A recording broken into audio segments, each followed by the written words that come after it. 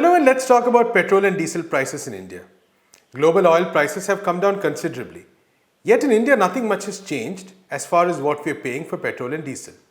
Why is the government not transferring the benefits of this global decrease to us, the customers? Where is this additional money going and how is it going to be used? We talked to senior journalist Aunindyo Chakravarty on these issues. Aunindyo, thank you so much for joining us. So, people are not really talking about this so much right now because there's not too much activity happening. But a key question is, why are petrol prices not sinking like anything considering what's happening at a global level?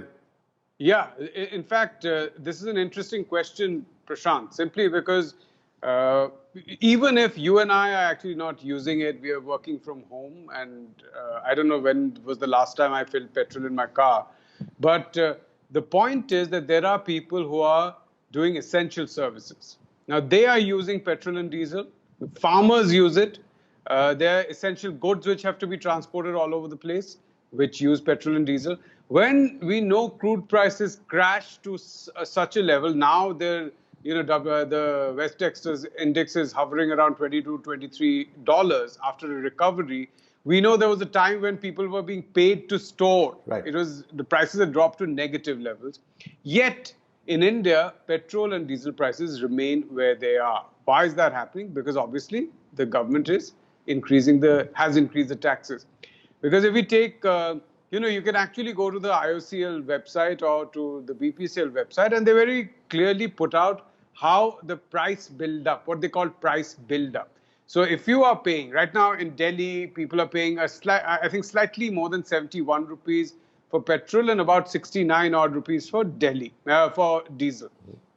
Now, out of that 71 rupees, 18 rupees is actually what the refinery is getting. Right, so that's in diesel. In petrol, it's 17 rupees 96 paise, which is around 18 rupees. In diesel, it is about 18.5 rupees. They're close to about 19 rupees. Dealers, obviously, the petrol pump guy, they're going to have some margin because they're providing a service. They earn about 3.5 rupees in petrol and about 2.5 rupees in diesel. Now, 50 rupees on each liter of petrol, nearly 50 rupees, is being taken by the center and the Delhi government in Delhi and state governments everywhere. The center alone takes about 33 rupees. So 18 rupees on the price of petrol, excise duty to the center is 33 rupees. Similarly, on diesel, where the rates are slightly different, but even there, excise duty is 32 rupees. Diesel itself is about 19 rupees, including freight to the dealer. The dealer buys it at about 19 rupees. And the Delhi government, again, is charging about 16 rupees. If you look at it, if we had put, let's say, at the highest GST rate of 28%, right? There are some which have some amount of cess. If it had been at 28%, then petrol would have cost 27 rupees. Diesel would have cost about 27.5 rupees. So we would have been paying 27 to 28 rupees right now, even if GST was at the highest rate. Of course, in normal times, we say that, the petrol, diesel are the only big sources of revenue for governments. And if they have to raise funds, they can't afford to cut taxes on these things. The problem right now is across the world, governments are raising money through expanding their fiscal deficit. It's only in India where we hear the chief economic advisor saying there are no free lunches. Of course, he probably was meaning that no free lunches for migrant workers, but I don't know what he meant. Right. So that's the situation here. Right. So a key argument that is being made out at this point is that, well, at least all this money is going to the government. It can be used for welfare schemes, for relief measures and all that. Yeah. But is that an appropriate way of looking at it? The point is very simple. I think that the government is on a very sticky wicket. And no one would want to be the prime minister right now. That's true. Because the economy is in a very bad shape. And we can say in normal times that the poor need to benefit, and most of this petrol is consumed by the middle class. You can make that argument, and therefore they should pay for it. Of course, we can always say that they should pay income tax, more income tax. They should pay wealth tax. There should be the same rate tax. Long-term capital gains tax shouldn't be so low. Short-term capital gains tax should be much higher and stuff like that. You can say that. But indirect taxes are never good. So petrol, diesel shouldn't be the place where you tax people the most. However, right now, the middle class is doing very, very badly. This is something that the government has to understand. And when I mean the middle class, I mean the top 20%, 10 to 20% of people in this country, 20%, right? Those who earn more than 30,000 rupees family income per month. And that's not a massive amount. We know that. They're doing badly. Businesses are doing very badly. Small entrepreneurs are almost going bankrupt. They might look rich to you because they have cars and they have a good house. And we know there's no meaning in having an asset if you cannot really convert that into money. So you can be sitting on a house which supposedly is worth crores, but no one's buying it. It's really worth nothing. So right now, the government has to deal with both sides of it. So you cannot say that we will make the affluent pay to fund the poor, because the affluent today are already doing badly. They're not doing well at all. And it's very difficult to make the affluent pay, because the real affluent are not more than 1% in this country, right? So to make them pay, you actually have to only tax their income. There's no other way to do it. Are they going to do that? No, they're not doing that. They're doing it indirectly through GST and through higher petrol taxes, which affect everyone across the board. Exactly. Right?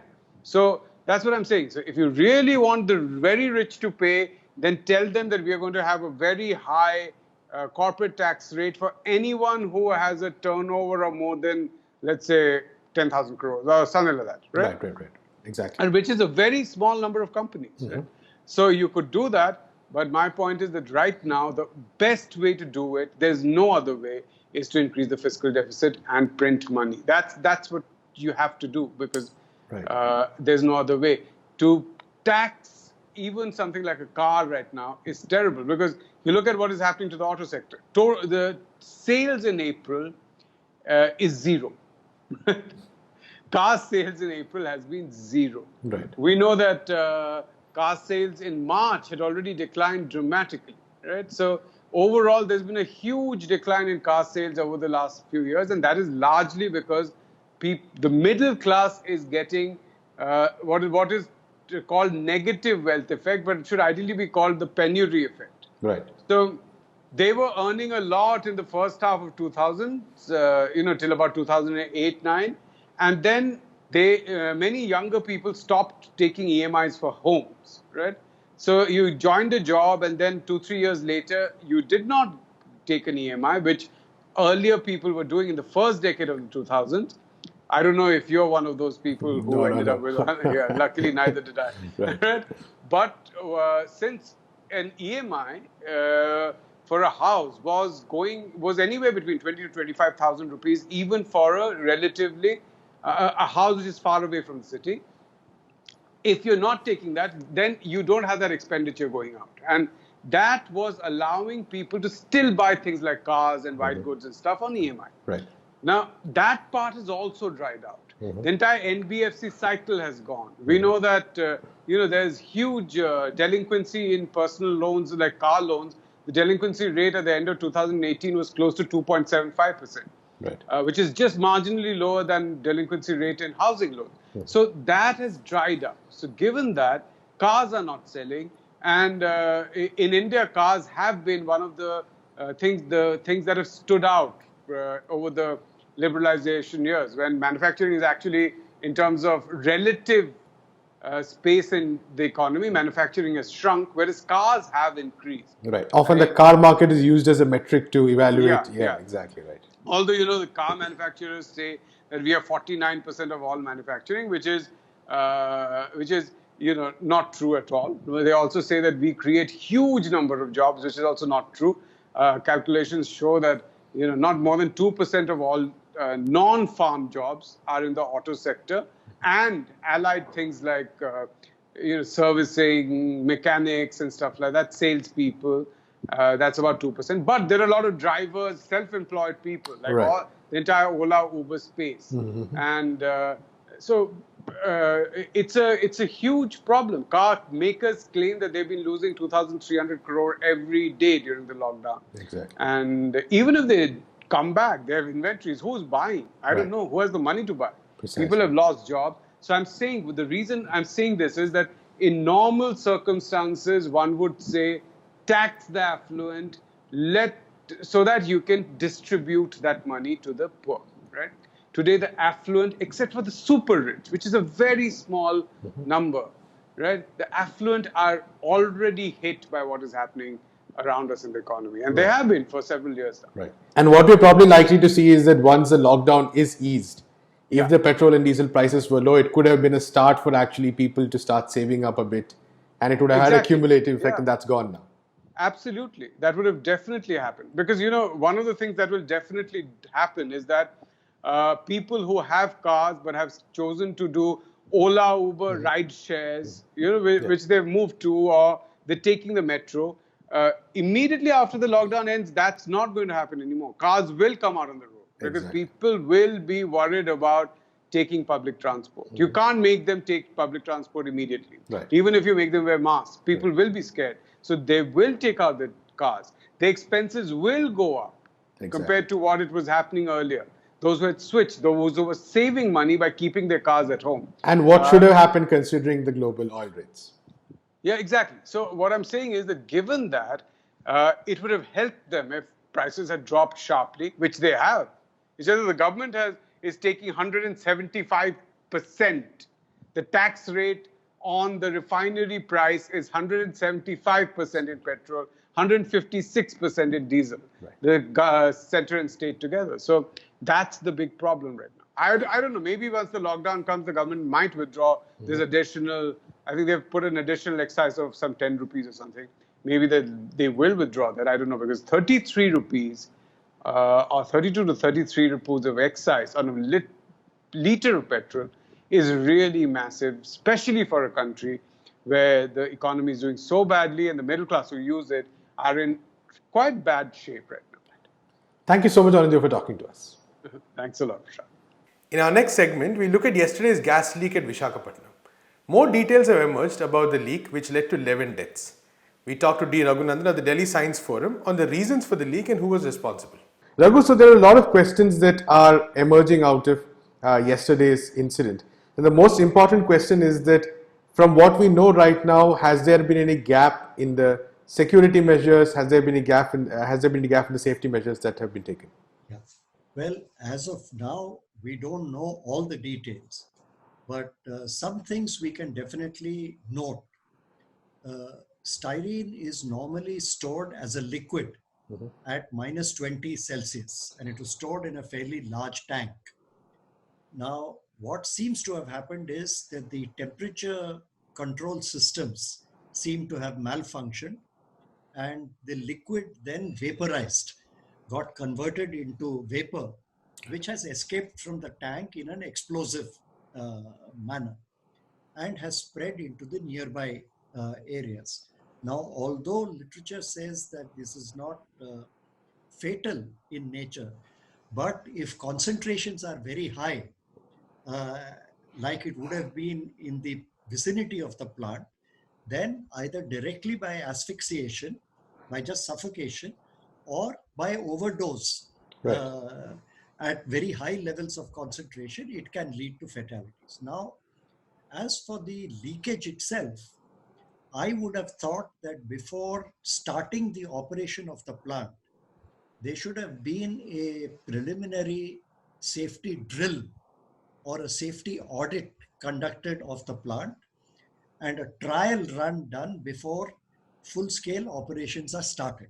Now, we don't know exactly what was done, but it looks as if operation was commenced without a very rigorous safety drill or a trial run. And the other question is that is there any basic flaw in the way the plant is set up itself? For instance, it is set up very close to areas of residence. There are a number of hamlets in the vicinity, and we do know that also a key water reservoir is just about 2 kilometers away from the plant.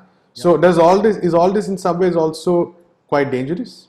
Well, it is dangerous, and this is deja vu time because it harks back to the Bhopal gas tragedy. Yes.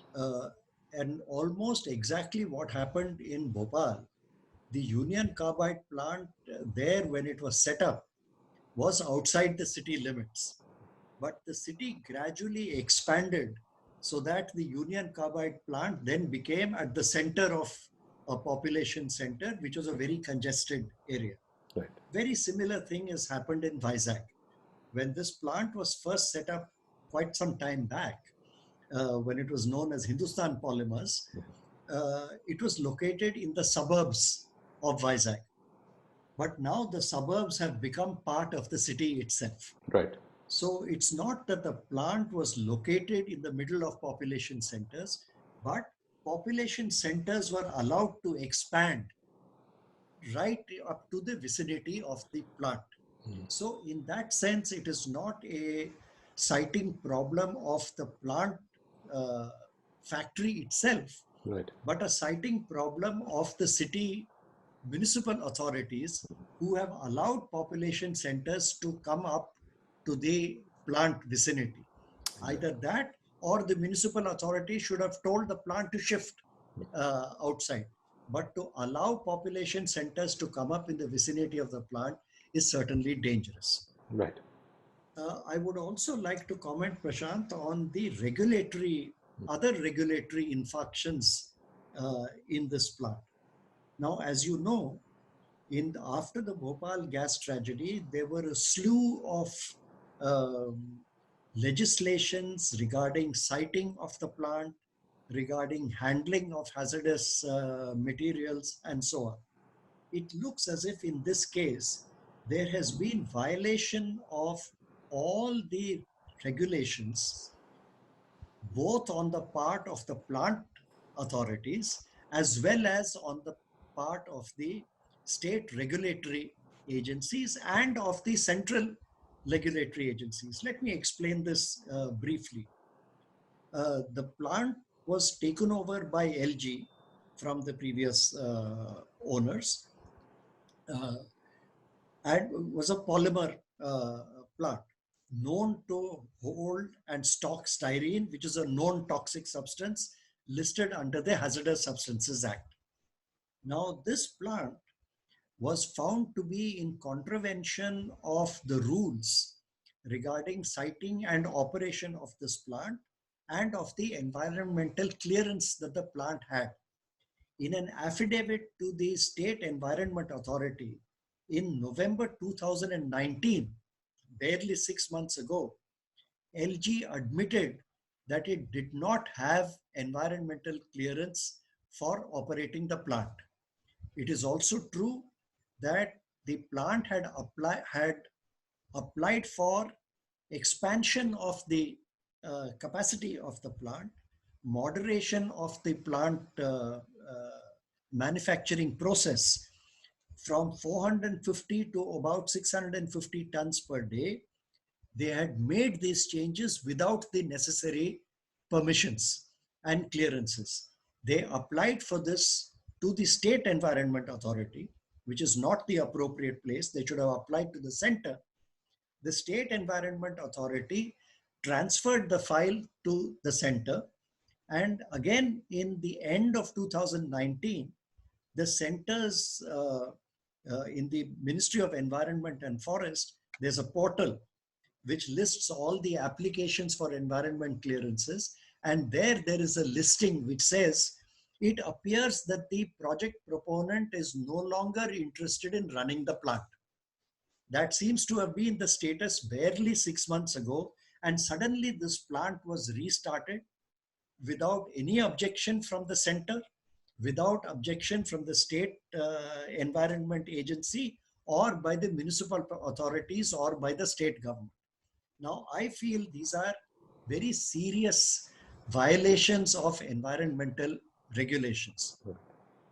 Let me conclude by saying that just this morning, NewsClick has run an article by me on the Environment Impact Assessment Notification 2020, which is a draft lying with the center.